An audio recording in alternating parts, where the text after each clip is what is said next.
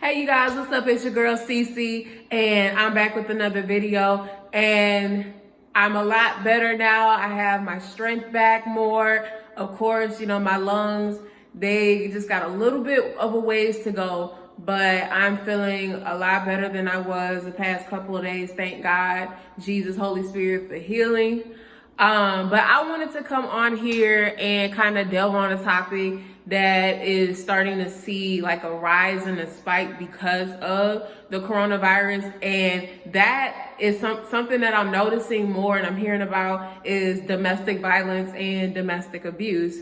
And so I actually did a YouTube video a couple of days ago talking about, and this was for my ladies. I'll do one for my men, but for the ladies, I think the title was "You Have the Right" or "You Have a Choice." And so it's on my YouTube channel. So if you're not subscribed to my YouTube channel, click on the link in my bio and click my YouTube channel and catch up on all the other great, amazing things. But on the auspices of domestic violence and domestic abuse, I kind of want to share a little bit on how abuse affects our relationships, and not just romantic relationships, but our friendships, family, work, church, business, how it affects just our different relationships in life. And I'll kind of tie it back into and how it affected my relationships. And so one way, number one, how abuse affects your relationships, it causes you to doubt and have a lack of trust in your relationships.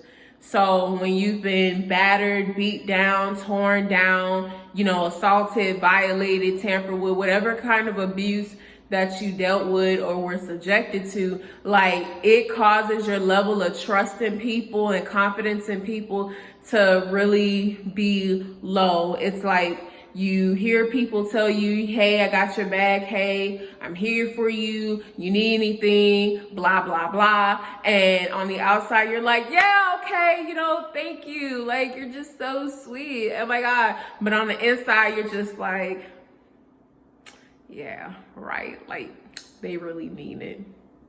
Yeah, that the last person said that, and look what happened. Okay. So abuse, because of being, broken and being wounded, when that stuff is not healed, you're still looking at people in the present from the lenses and the perspective of how you were abused and treated in the past. And so it definitely takes identifying those filters, identifying how do you see people, what caused you to see people in that way, especially if it was, through abuse, and definitely taking the necessary steps, whether seeing a therapist, a counselor, talking to, one of your pastors, spiritual leaders, elders, and of course, my thing, having an honest one-on-one talk with God and telling him, God, I'm still hurt by this. God, I'm still dealing with this. This is how this affects me. So another way how abuse affects your relationships, it causes you to minimize yourself. It causes you to dumb yourself down, because a lot of abuse victims and survivors, we tend to think that we brought that on ourselves, that somebody victimizing us was our fault. We did something wrong to deserve that, or maybe it's something we did, we said something, or we were doing something, just being ourselves, and being ourselves got us in that predicament. So it's just like, I don't want to display or live out any kind of characteristics or traits that caused me to go through what I went through in the past.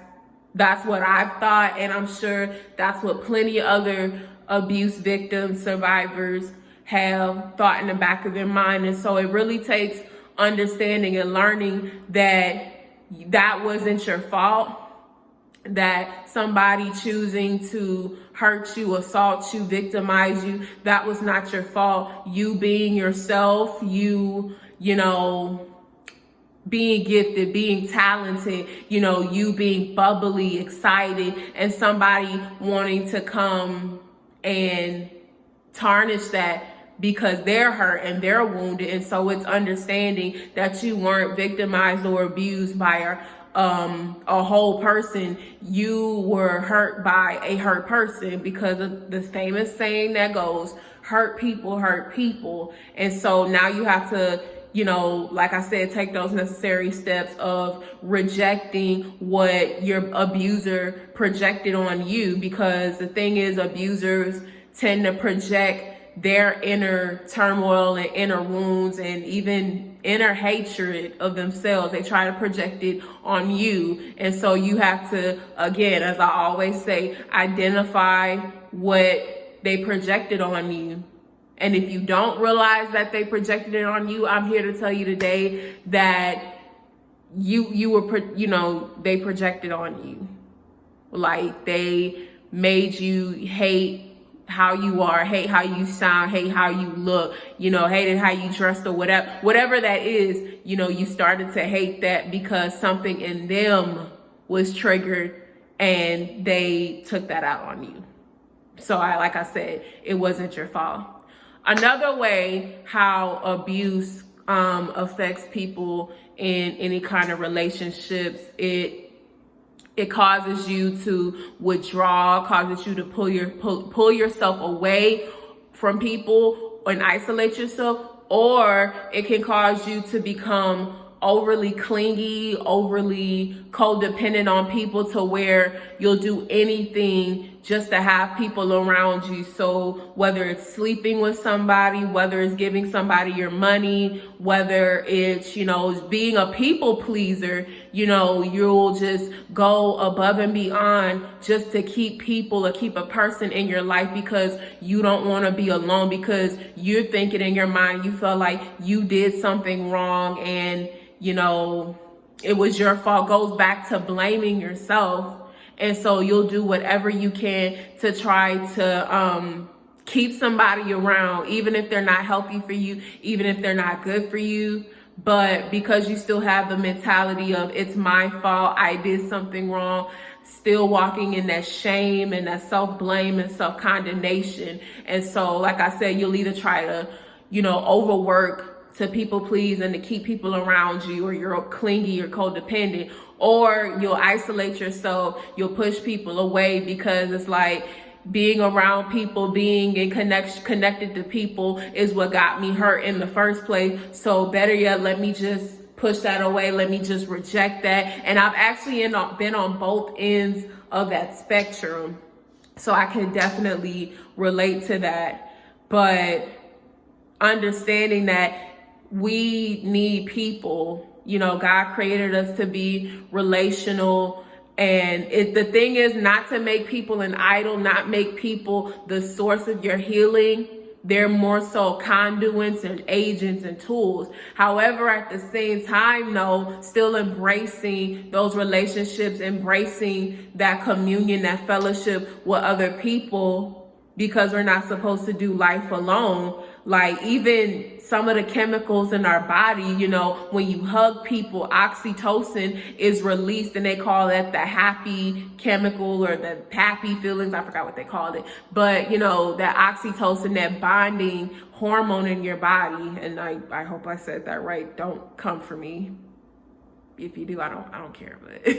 But yeah, like, when you hug somebody, just those endorphins, those chemicals and hormones in your body, the good ones, are released, because, that hugging, that bonding, that connecting. And this is low key why, like, social distancing is kind of like, to me, because physical touch is one of my top 2 love languages. And so, but yeah. So that's another way how abuse affects your relationship, can affect your relationships.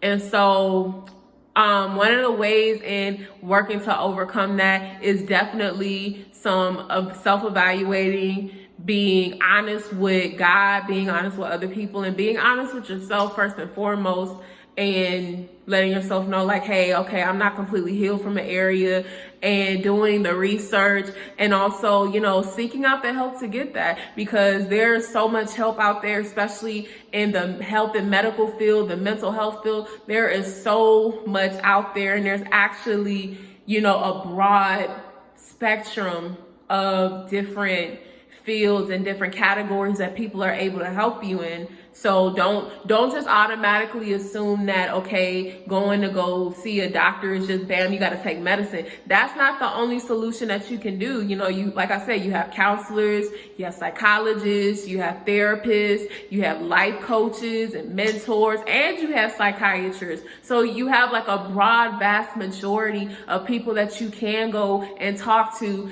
and share how abuse has impacted you and see how you can work to solve it, because we want to have healthy relationships with people. I'm not saying you're going to have 50 best friends. You might not even have 10. Even if you have like a good 3 to 5 friendships, solid, healthy friendships, have a healthy, godly relationship that leads to marriage.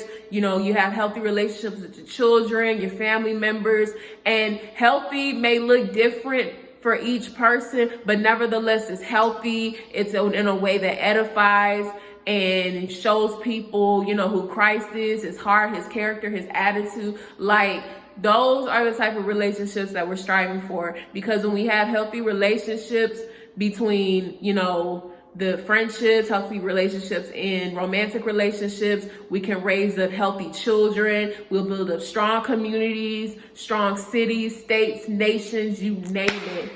So this is what I wanted to talk to you guys about. I hope you guys really enjoyed today, and I'm definitely going to come back with another video, because with just this quarantine going on, like I can't even imagine the amount of abuse and domestic violence that's taking place behind closed doors, and people are literally scared for their lives right now, or people, you know, are just, they feel like they're an island to themselves, and they're stuck in a shell because they're trying to protect themselves. So this is definitely something we want to continue talking about, shining light on, and just letting people know that there is help, there is a way out. You're not alone. There are people that can help you. Don't be so focused about trying to get your abuser help when you're the one you need to get some help first. So I love you guys, and stay tuned for the next video. I'll talk to you guys soon.